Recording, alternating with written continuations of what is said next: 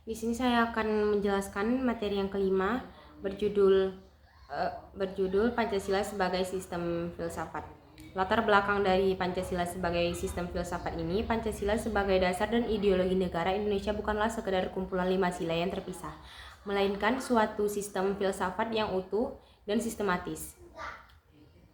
Lalu, apa makna Pancasila? Pancasila merupakan filosofi dasar yang terdiri dari 5 sila, yaitu ketuhanan yang Maha Esa, kemanusiaan yang adil dan beradab, persatuan Indonesia, kerakyatan yang dipimpin oleh hikmat kebijaksanaan dalam permusyawaratan dan perwakilan, serta keadilan sosial bagi seluruh rakyat Indonesia. Apa itu pengertian filsafat? Berasal dari bahasa Yunani, filosofia, yang berarti cinta, persahabatan, ketertarikan, dan kebijakan, pengetahuan, serta keterampilan. Lalu pengertian filsafat menurut para filsuf yaitu dari Plato mencapai kebenaran sejati. Lalu menurut Aristoteles ilmu yang mencakup berbagai kebenaran. Jika dari Al-Farabi artinya itu ilmu tentang hakikat alam.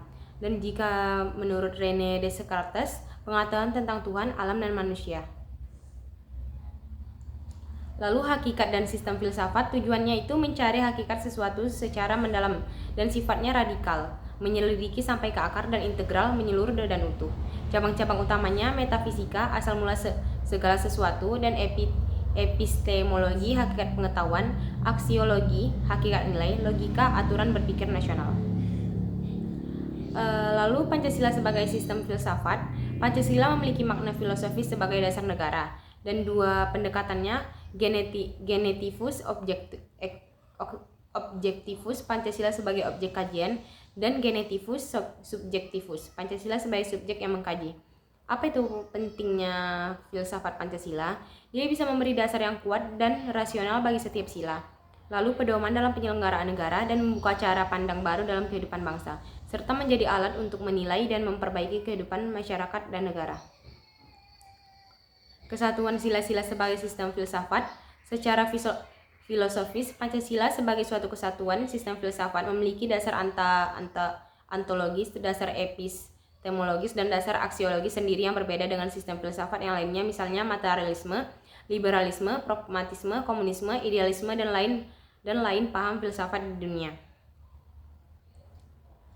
Bagaimana filsafat Pancasila sebagai genetivus objektivus dan genetif subjektivus?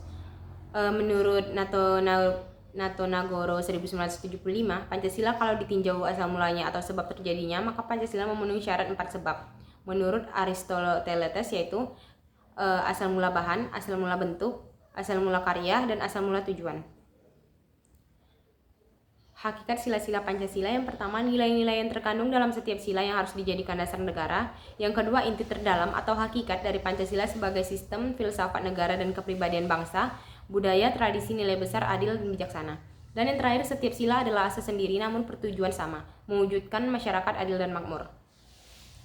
Apa kesimpulan dari bab ini? Yang pertama, berdasarkan pembahasan yang telah diuraikan, dapat disimpulkan bahwa Pancasila merupakan suatu sistem filsafat yang utuh dan koheren, di mana kelima silanya membentuk kesatuan organis dan hierarkis yang saling menjiwai dalam hubungan piramidal dengan sila ketuhanan yang Maha Esa sebagai landasan fundamental yang melandasi seluruh sila lainnya.